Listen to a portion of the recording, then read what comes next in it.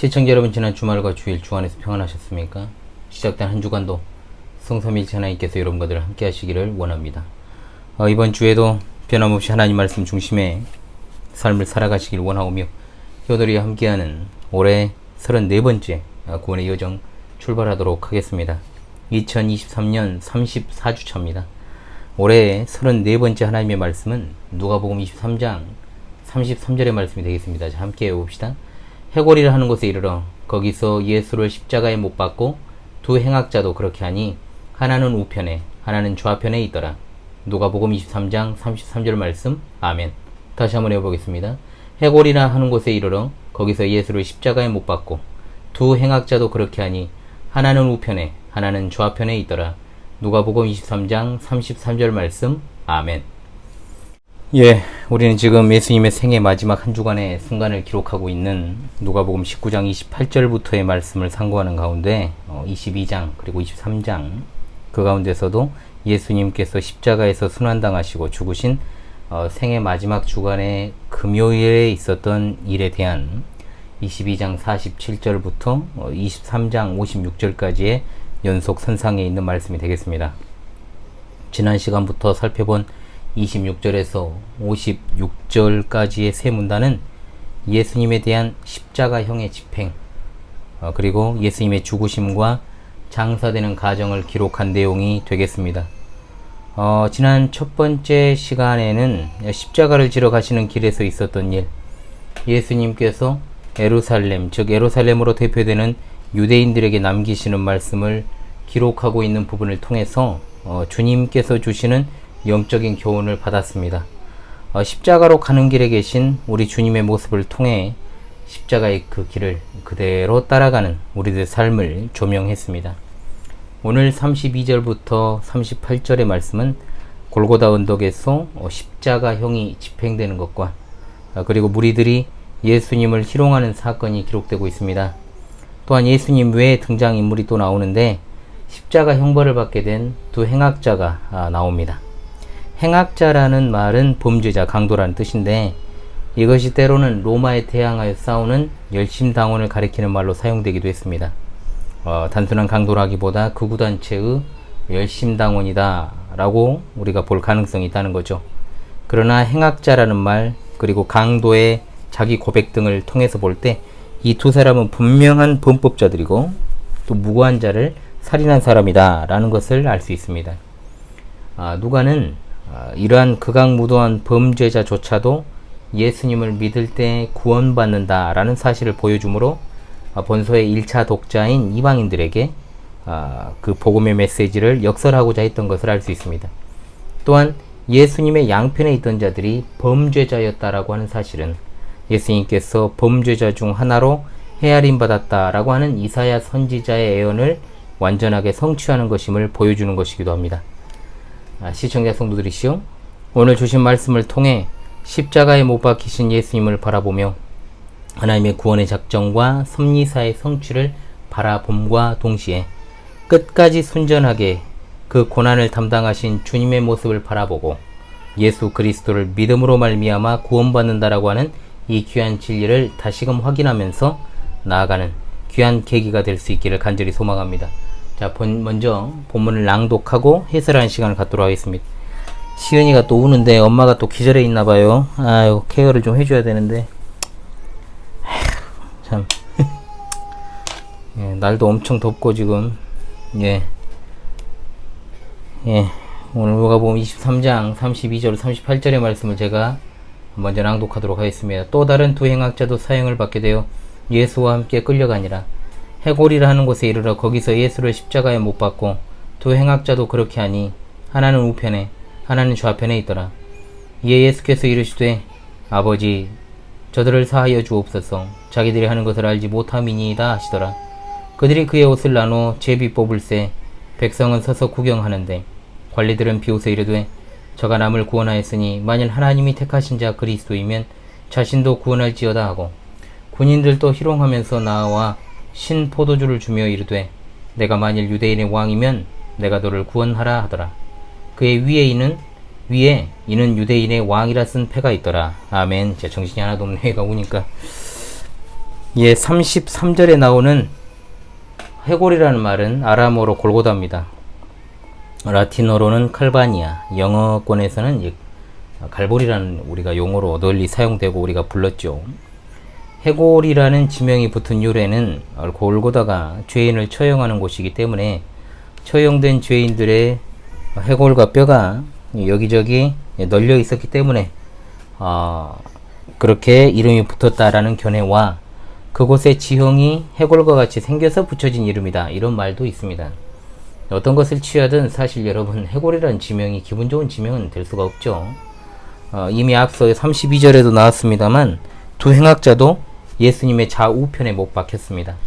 이미 말씀드렸던 것처럼 이들은 로마의 반기를 든 열심 당원이었을 가능성이 있고, 또 반란을 수행하는 과정에서 무고한 자를 살인하고 약탈을 자행했다라고 보여지기 때문에 결국 십자가형이라는 극형에 처해지게 되었다라고 봐야 됩니다. 고대에도 그렇고 근세 이르기까지 죄수를 공개적으로 처형하는 일은 범죄 예방 효과를 높이기 위한 수단이었습니다. 원래는 바라바가 그 자리에서 처형되는 게 맞았겠지만, 알다시피 바라바 대신에 예수님께서 이곳에 끌려오시고 처형을 당하게 되신 겁니다. 예수님께서 십자가에서 7마디의 말씀을 남기시는데 이것을 가상칠언이라고 합니다. 제가 목요 강서를 통해서도 현월TV 채널에서 이 부분을 이미 말씀을 드린 바가 있습니다. 34절은 가상칠언 가운데 첫 번째 말씀이죠. 이것은 대부분의 사람의 죄를 용서해 주는 경우가 아닌 심판자이신 하나님이 인간의 죄에 대해서 행하시는 하나님의 용서를 가리키는 말입니다. 그러므로 인간으로서는 기도하기 어려운 것으로 자신을 십자가에 못 박게 한 자들의 행위에 대해 무한하신 신적 사랑의 기초에서 용서해 주실 것을 구하는 기도입니다. 또한 이 기도 안에는 회개하고 복음을 믿게 될 모든 자들을 위한 중보 기도의 의미도 들어 있습니다. 예수님께서 고난받고 죽으시는 것은 오로지 죄인들의 구원을 위한 것임을 깨달아야 됩니다. 아무리 큰 죄인일지라도 그리스도로 말미암아 참되게 회개하면 긍휼하심을 얻을 수 있다라고 하는 것이 성경의 진리입니다. 그들은 그리스도를 박해하고 또 죽인 자들이었으나 그리스도께서는 아버지, 저들을 사하여 주옵소서라고 기도하셨습니다. 자기들이 하는 것을 알지 못함이니이다 하신 그 말씀의 대상은 로마인이 아니라 유대인들에 대한 것으로 볼 수 있죠. 하나님의 그 놀라우신 구원의 작정을 알지 못했던 그들이 만일 자신들이 하고 있는 일이 무엇인지 알았다면 이런 끔찍한 일을 저지르지 않았을 것입니다. 실제로 이 메시지대로 많은 이들이 용서를 받고 구원을 받았습니다. 오순절에 베드로가 설교를 통해서 동족 유대인들에게 너희가 법 없는 자들의 손을 빌려 못 박아 죽였다고 말했을 때 베드로 사도의 설교를 듣고 3,000명이 회개하는 일이 있었습니다. 그리스도의 용서를 믿는 자들이 구원받았다라고 하는 거죠. 하반절에 그들이 그의 옷을 나누어 제비 뽑았다라는 말씀이 나오는데 이것은 시편 22편 18절의 말씀에 대한 성취였습니다. 십자가의 형벌이 얼마나 수치스러운 형벌이었는가를 잘 보여주죠. 십자가의 죄수를 못 박을 때 이제 4명이 동원이 됩니다.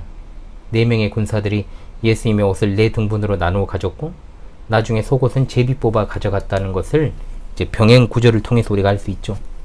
이 단어가 겉옷만 가리키는 것이 아니라 신발이나 허리띠까지 가리키는 말이라는 것을 볼 때 그야말로 몸에 실오라기 하나 없이 다 벗겨 가버린 거예요.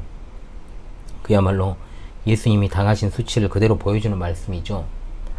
35절은 예수님의 십자가의 죽음을 바라보는 이들에 대한 두 부류의 태도를 보여줍니다. 하나는 백성들입니다. 방관적인 태도. 또 하나는 관리들입니다. 적극적으로 조롱하며 멸시하는 모습이죠. 마태복음과 마가복음에는 이 부분이 명확하게 구분되어 있지 않습니다만은 여기에서는 산헤드린 공회의 죄를 더욱더 부각시키고 있음을 알 수 있습니다. 즉 백성들 다수가 예수님을 바라바 대신에 십자가에 못 박을 것을 요구한 것은 결국 산헤드린의 선동 때문이었다라는 것을 암시하는 거죠. 실제로 모인 무리들이 그 자리에서 자신의 어리석음을 가슴을 치며 후회했던 것으로 기록하므로 이런 사실을 뒷받침합니다. 예수님께서 돌아가신 가장 큰 책임은 먼저는 유대 종교 지도자들에게 있다는 사실을 암시하죠. 하반절에 나오는 관리들의 말은 그들이 얼마나 고난받는 메시아에 대해서 무지막지하게 정말 무지했는가 이걸 갖다가 보여줍니다. 그들은 정치적인 메시아, 즉 기적과 이적을 행하여 로마로부터 유대 나라를 정치적으로 독립시킬 그런 군사적 메시아를 바라고 말았지만 구약의 선지자들은 분명하게 메시아가 고난받는 종으로서 오실 것임을 예언했습니다. 그래서 예수님께서는 하나님의 구원의 작정과 섭리사 가운데 자기 백성을 구원하시기 위해 고난의 잔을 마시기로 하시고 흠없는 자신의 몸을 제단에 던지신 것입니다. 그러나 영적으로 무지한 관리들은 이런 진리를 알지 못한 채로 예수님께 이런 질문을 마구 던지고 있으니 얼마나 안타깝습니까? 그들의 말이 사실을 증명하지요. 하나님의 택하신 자 그리스도이면 자신도 구원할지어다. 하나님의 택하신 자 그리스도라는 말은 하나님의 선택받은 자, 곧 기름 부음 받은 자라는 뜻인데 예수님께서 하나님의 직접적인 선택을 받았는지 그 여부를 묻고 있다는 겁니다. 유대 관리들의 조롱 섞인 이와 같은 질문은 오히려 예수님께서 하나님의 구원의 작정과 섭리사를 이루시기 위해서 특별히 선택되고 기름 부음 받은 메시아이심을 역설적으로 보여주는 겁니다. 군인들도 여러분 희롱을 하고 있지 않습니까? 군인들도 희롱하면서 36절에 신포도주를 주며 이르되 내가 만일 유대인의 왕이면 네가 너를 구원하라 하더라 이렇게 말하잖아요. 신포도주는 신맛이 나는 값싼 포도주 또는 식초를 가리키는데 로마 군인들이 가지고 다니던 음료의 일종입니다. 십자가 처형 시에 주 예수의 고통을 그리고 갈증을 좀 덜어주기 위해서 주기도 했던 음료. 그런데 예수님께 건넨 그 신포도주는 측은해서 준 게 아니에요. 조롱하며 줬다라는 것을 알 수 있습니다. 특히 이것은 예수님께서 골고다 처형장에 도착하신 지 얼마 되지 않아 주어진 쓸개탄 포도주, 모략탄 포도주, 그리고 예수님께서 운명하시기 직전에 주어진 해용에 머금게 한 포도주와는 구분되는 그야말로 예수님을 비웃고 단지 조롱하려고 주어진 것이다 라는 것을 여러분 기억하십시오. 로마 군병들의 희롱은 유대인들의 희롱과는 좀 차이가 있습니다. 유대 관리들은 예수님을 하나님의 택하신 자, 즉 메시아가 아님을 비웃었고 로마 군병들은 예수님이 유대인의 왕이 아니라는 것을 비웃습니다. 즉 유대인들은 종교적인 시각을 갖고 로마인들은 정치적 시각을 갖고 있던 거죠. 그에 위에 이는 유대인의 왕이라 쓴 패가 있더라고 했습니다. 이 패는 죄를 지은 범죄자들이 지은 죄명을 기록한 것입니다. 보통은 목이나 가슴에 걸고 십자가형의 경우에는 머리 위 나무판에 이제 패를 붙이곤 했습니다. 이 패의 내용에 대해서는 복음서마다 약간 다른데 마태복음에는 이는 유대인의 왕 예수라고 했고 마가는 유대인의 왕, 그리고 누가는 이는 유대인의 왕이라 이렇게 말했는데 가장 구체적인 기록은 요한 복음입니다. 나사렛 예수 유대인의 왕. 이 말은 히브리어, 헬라어, 로마어 등 세 개의 언어로 기록되었다고 했습니다. 그 당시 사람들이 사용하던 세 나라의 말, 예수님의 죄목을 기록해서 예수님을 더욱 조롱하기 위한 목적이었죠. 그러나 아이러니하게도 예수님은 실제로 유대인의 왕이었을 뿐만 아니라 만왕의 왕이셨습니다. 아멘. 예수님을 조롱하려고 죄패를 붙였지만 은연중에 그것 자체가 예수님께서 어떤 분이신지를 드러내고 있었던 겁니다. 동일한 내용은 모든 복음서가 다 유대인의 왕을 가리키고 있죠. 멸시와 모욕의 상징으로 이 죄패를 기록했지만 예수님께서는 그 명패에 쓰인 대로 십자가에서 죽으심으로 하나님 나라를 이 땅에 세우셨고 장차 그 완성의 날의 왕으로서 다시 오실 줄로 믿습니다. 아멘. 오늘 우리는 십자가에 못 박히신 예수님을 바라봅니다. 이 말씀들이 주는 진리와 교훈은 너무나도 많지만 몇 가지만 상고하며 이번 주 하나님 말씀 해설을 하겠습니다. 먼저 무죄한 예수님께서 죄인들을 위해 흉악범죄자 취급을 받으셨다는 것을 우리가 잊지 말아야 될 것입니다. 예수님은 골고다 언덕에 이르러 두 행악자들과 함께, 그것도 행악자들이 못 박힌 십자가를 좌우로 하여 가운데 십자가에 못 박히셨습니다. 흉악한 죄인들, 그야말로 자기들의 죄로 말미암아 응당받아야 할 형벌을 받는 자들과 더불어서 동일하게 취급당하셨다는 말입니다. 어리석고 무지한 인간들의 눈에는 예수님께서 그저 자신을 자칭 유대인의 왕이다, 메시아다 이렇게 주장하다가 그에 해당하는 벌을 받고 죽는 것이다 라고 비춰졌을 것입니다. 그러나 구약의 이사야 선지자를 통해 그리스도께서 죄인들과 함께 취급될 것을 이미 예언하셨다라는 거죠. 그가 자기 영혼을 버려 사망에 이르게 하며 범죄자 중 하나로 헤아림을 입었습니다. 그러나 실상은 그가 많은 사람의 죄를 지며 범죄를 위하여 기도하였느니라고 말씀하고 있습니다. 예수님은 죄가 없으시나 범죄자 중 하나로 취급을 받으시어 많은 사람들의 죄를 대신 지신 분이십니다. 예수님은 자신의 죄가 아니라 우리의 죄, 그리고 수많은 사람들의 죄를 대신 지시기 위해 십자가에 못 박히신 것입니다. 골고다 언덕에 세워진 세 개의 십자가 중심자리가 바로 우리가 매달려야 할 자리였다라고 하는 사실을 잊어서는 안 됩니다. 죄인이 의인의 취급을 받고 또 십자가에 못 박혀야 했던 우리가 죄에서 고소감을 받아 하나님 나라의 영광스러운 백성이 될 수 있었던 것은 무엇 때문입니까? 바로 우리 구주 예수님 때문입니다. 죄 없으신 예수님께서 죄인 된 우리를 대신하여 죄인으로서 형벌을 당하셨기 때문에 그의 공로를 힘입어 죄사함 받고 하나님의 백성이 된 것입니다. 시청자 성도들이시오, 예수님께서 죄인이 아니셨던 것처럼 우리도 의인이 아니었습니다. 우리가 하나님 앞에 의롭다 인정받는 것은 고난받은 메시아 예수 그리스도께서 죄인의 자리까지 낮아지신 그 은혜 때문이라는 것을 결코 잊지 맙시다. 그리스도의 공로만 의지하며 여전히 무익한 종이며 용서받은 죄인일 뿐이라는 의식을 가지고 단순한 부채의식이 아니라 또 자유만 누리는 방관자가 아니라 늘 겸손과 감사의 삶으로 살아갈 수 있기를 주님의 이름으로 간절히 소망합니다. 아멘. 다시 또 울기 시작한 시은이. 둘째로, 예수님이 십자가에 달려 돌아가신 것은 모든 인류가 아닌 택자들을 위한 것이었음을 잊지 말아야 할 것입니다. 하나님의 구원의 작정이라는 것이 단순히 죽어가는 자들에 대한 동정이 계기가 되어서 자신의 아들을 죽이기까지 했다? 이건 인간적으로 생각할 때도 말이 되지 않고, 또 단순히 예수님의 죽으심을 사랑으로만 생각하는 것도 십자가를 제대로 이해하는 태도가 될 수 없습니다. 만일 예수님의 죽으심이 모든 인류를 위한 것, 즉 단 한 사람도 남김없이 모든 사람이 구원받게 하기 위해 죽으신 죽음이라고 한다면 그것보다 더 허무한 죽음은 없을 것입니다. 왜냐하면 만일 모든 인류의 구원이 십자가의 목적이었다고 한다면 예수님을 통한 하나님의 구원의 작정과 섭리사는 철저한 실패가 아니겠습니까? 왜냐하면 객관적으로 예수님을 믿지 않고 또 예수님을 믿는 사람을 박해하며 또 예수님을 믿는 정통 신앙을 파괴하는 일들이 이토록 많은 이 시대, 그리고 지금까지 역사, 예수님께서 그런데 그런 자들을 위해서도 죽으셨다는 것은 그야말로 십자가를 감상적이고 낭만적인 것으로 만들어 자유주의자들이 그토록 주장하는 것처럼 예수님의 십자가의 죽음의 정신만을 받아들이고 그 이후에 있을 부활과 승천과 우편에 앉으심과 재림 등은 믿어도 그만, 안 믿어도 그만이라는 식의 결론이 나오기 때문입니다. 예수님을 믿지 않는 자들도 함부로 십자가를 지신 예수님을 입에 올리고 함부로 짓거립니다. 자기가 어떤 집단에서 총대를 메고 책임지는 모습을 보이려고 사퇴를 하거나 극단적인 경우에 목숨을 끊는 경우도 있는데, 이것을 갖다가 예수님의 십자가에 빗대어 십자가를 졌다고 이야기하는 자들을 보면 사실은 도무지 용납이 되지 않죠. 물론 자연 종교인들 또는 자연인들 합리주의자들 중에는 예수님을 철학자 중에 그냥 성인 중에 한 사람으로 보고 그런 식의 어떤 취급을 하는 이들이 있습니다만은, 사실 신자의 입장에서는 굉장히 용납할 수 없는 그런 모습들이죠. 그만큼 십자가에 대해서 사람들이 감상적으로 접근하고 있다는 겁니다.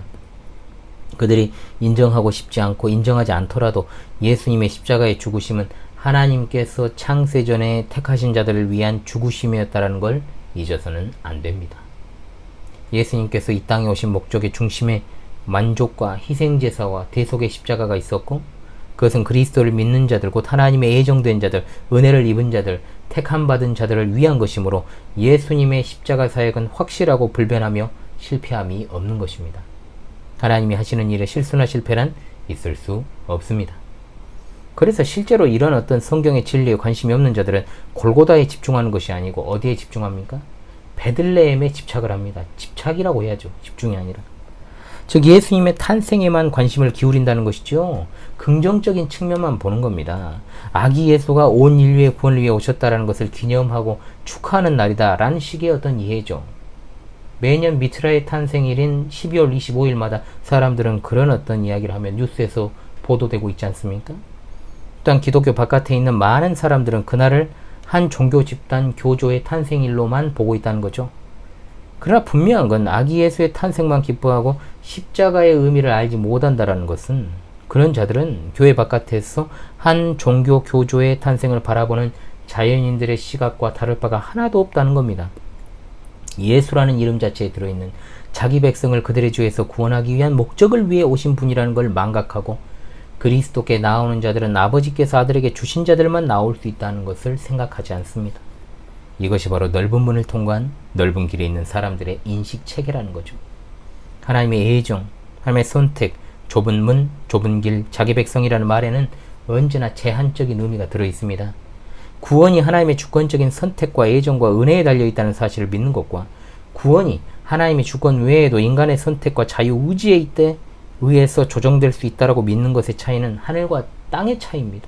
천국과 지옥의 간극만큼 넓은 것입니다. 왜? 결과가 그러니까. 극복될 수가 없다는 거죠. 구원과 멸망의 대척점이 바로 여기 있습니다. 왜냐하면 그리스도의 속죄 사역에는 어떠한 티끌만큼의 인간의 공로나 노력이 들어갈 수 없기 때문입니다. 우리의 구원이 확실한 이유가 무엇입니까? 하나님의 주권적 의지에 입각해서 이 구원이 이루어졌기 때문입니다. 그런데 시시때대로 변하는 변화무쌍한 인간에게 달려있다라고 한다면 이 구원이 어떻게 보장될 수 있겠습니까? 은혜 안에 있는 자는 은혜로만 사는 법이요, 은혜 밖에 있는 자는 여러 가지 수단과 방법을 사용하여 그 은혜를 유지하는 자들이니 결국 그들의 끝은 멸망이요, 그건 은혜가 아니죠. 전적인 하나님의 은혜 안에 있는 자들의 끝은 영생인 것입니다. 아멘. 여러분 이 사실을 믿으십니까? 아멘 해보십시오. 자기 백성, 택하신 백성을 위해 십자가의 길을 묵묵히 걸어가시고 또한 그 십자가를 지시고 못 박히시고 죽으시는 순간까지도 예수님의 전적인 순종이 있었기에 가능하게 된 것입니다. 그래서 그리스도를 통해서만 구원받을 수 있고 또 예수님을 믿는다고 하면서도 인간의 전적인 타락과 하나님의 애정, 즉 무조건적인 선택과 제한적인 속죄, 불강력적인 은혜, 끝까지 참아주시고 인내하게 하시는 성도의 견인을 인정하지 않는다면 그들은 결코 우리의 형제가 될 수 없고 기독교를 파괴하는 자들이기 때문에 우리들의 적일 뿐입니다. 원수일 뿐입니다. 택한 백성들을 위해 대속의 죽음을 죽으심으로 그를 믿는 자마다 멸망하지 않고 영생을 얻게 되는 이 사실이 여러분의 모든 현실의 고난과 역경과 아픔을 능히 극복하고 이기는 유일한 진리가 될 수 있기를 간절히 소망합니다. 아멘. 셋째로, 예수님은 십자가 위에서 원수 사랑의 본을 보이셨습니다. 예수님은 자신을 죽이는 자들을 위해 아버지께 용서를 구하셨습니다. 우리는 원수도 사랑하라는 예수님의 명령을 잘 알고 있고 또 마음이 평안할 때는 정말 누구든 용서할 수 있을 것처럼 살아갑니다. 그러나 막상 예수님과 같은 상황에 놓였을 때 과연 인간 중에 누가 자신을 못 박은 죄인들을 위해 용서해달라고 기도할 수 있겠습니까?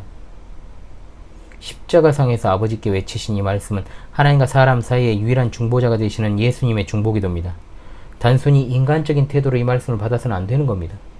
예수님의 기도 안에는 예수님을 직접 못 박은 로마 군병들 그리고 유대인들을 포함 회개하고 복음을 믿게 된 모든 이들을 위하여 그들을 용서해 달라고 기도하시는 겁니다. 예수님의 중보와 기도가 없었다면 인류 가운데 구원받을 사람은 단 한 사람도 없습니다. 우리가 죄 용서를 받는 유일한 근거와 기준은 바로 예수 그리스도의 십자가 사역의 중보 사역 때문입니다. 그 어떤 것도 죄 사함의 근거가 될 수 없습니다. 그래서 아무리 큰 죄인일지라도 그리스도로 말미암아 회개하면 긍휼하심을 받게 되는 것이요, 그것을 그대로 보여주시기 위해 십자가 한편의 강도가 죽음 직전에 회개하고 구원받은 사건을 이루신 것입니다. 그러면 우리가 예수님이 원수 사랑하신 것은 그런 큰 의미가 있기 때문에 우리는 살아가면서 웬만한 것은 다 용서하고 웬만 안 한 것은 용서하면 안 되겠구나. 아니면 용서는 하되 내가 잊지는 않겠다. 정말로 이런 식의 뒤끝 장렬의 태도도 눈 감아 주신다는 것입니까? 우리가 받은 용서가 하나님의 독생자 예수 그리스도께서 달려 죽으셔야 할 정도의 엄청나게 크고 엄중한 죄악에 대한 것이라는 사실을 인식하지 못하는 한 이 메시지를 결코 이해할 수 없고 또 적용하기는 불가능합니다. 우리의 모든 용서, 정말로 원수까지도 용서할 수 있는 그 마음은 오로지 과거에 하나님께 끔찍한 죄악을 저지르고 현재도 죄악 가운데 있으며 미래에도 죄를 지을 우리의 죄를 사하시기 위해 십자가에 달려 죽으신 그리스도를 믿는 믿음 위에 바탕을 두고 있습니다. 즉 우리가 우리에게 죄 지은 자를 사하여 줄 수 있는 것은 오로지 예수 그리스도로부터 받은 죄 용서함의 은혜에 바탕을 둔다는 말입니다. 어떻게 인간 스스로 누군가를 용서합니까? 내 뒤통수를 때린 사람, 나 기분 나쁘게 한 사람, 나한테 욕한 사람, 내 차 앞에 갑자기 끼어든 사람도 용서 못하는 게 우린데 안 그렇습니까? 그런데 어떻게 원수를 용서합니까? 어떻게? 예수님을 믿는다는 것은 단순히 예수님이 하신 그 행위와 말씀과 교리를 믿는 것에 그치는 것이 아니고 예수님의 선하신 인격과 성품과 거룩한 삶을 닮아간다는 말을 포함하는 겁니다. 한마디로 예수님을 믿는다는 것은 우리가 좋은 사람이 된다는 것을 뜻하지요. 내가 일단 가족들에게, 가까이 있는 사람들에게 좋은 사람이 되어야 됩니다. 온유와 겸손과 사랑으로 되어야 됩니다. 해치는 원수까지도 사랑하는 것, 그것은 예수 그리스도께서 행하신 십자가의 사랑에서 발현하는 것이 되어야 됩니다. 인간이 아무리 노력하고 또 노력해도 참는 것에는 한계가 있습니다. 용서하는 것도 한계가 있습니다. 그러나 우리 안에 계신 성령님께서는 우리로 하여금 능히 용서할 수 있는 마음과 능력을 주십니다. 그리스도 안에서, 오직 그리스도 안에서 그것이 가능합니다. 우리 모두 예수님을 믿고 예수님을 닮아 예수님의 뜻대로 살아갈 수 있기를 간절히 소망합니다. 아멘. 우리의 오늘 이 시간을 위해서 죽으신 예수님의 그 놀라운 십자가 사역을 다시금 상고하면서 겸손한 마음과 감사와 찬송의 삶으로 살아가실 수 있기를 우리 구주 예수님의 이름으로 간절히 소망합니다. 아멘. 초반에 시은이가 계속 울고 또 중간에도 한번 울고 그래가지고 날도 덥고 뭐 이러쿵 저러쿵 또 엄마는 또 옆에서 기절해 있고 하니까 아무래도 좀 이제 그렇게 울었던 것 같아요, 여러분. 그래서 뭐 울음소리가 좀 들리더라도 여러분 너무 마음 아파하지 마시기 바랍니다. 뭐 애들이 다 울고 크는 거죠, 뭐. 예, 근데 단순히 제가 이제 또 방송을 시작하려고 하는데 또 우니까 제 마음도 좋지는 않죠. 그래도 정말 이 더위 정말 덥네요. 진짜 이 주일 제가 이 저녁에 찍고 있지 않습니까? 근데 정말 덥습니다. 그래서 예, 참 이 무더위가 이제 주중에는 좀 이렇게 좀 한풀 꺾여서 이제 좀 속히 이제 좀 좋은 계절을 좀 맞이하고 싶은데 예, 여러분 아무튼 건강 유의하시고요. 이번 주 한 주간의 여정 가운데서도 하나님과 동행하시기를 바랍니다. 사실 이번 주 하나님 말씀을 외우면서 마무리하도록 하겠습니다. 해골이라는 곳에 이르러 거기서 예수를 십자가에 못 박고 두 행악자도 그렇게 하니 하나는 우편에 하나는 좌편에 있더라. 누가복음 23장 33절 말씀. 할렐루야. 아멘.